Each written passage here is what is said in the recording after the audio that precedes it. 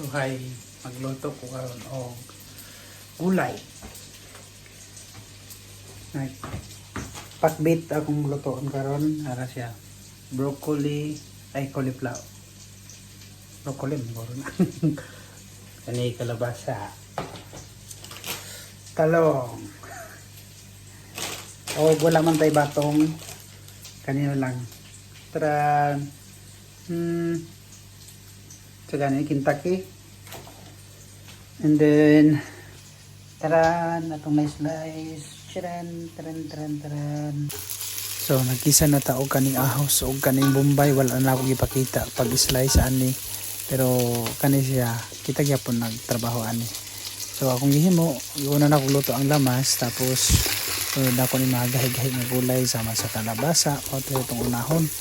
Nya gihaluan na ko dayan na og karne nga pinakupsan. Na nagpinakupsan ako da karne ha.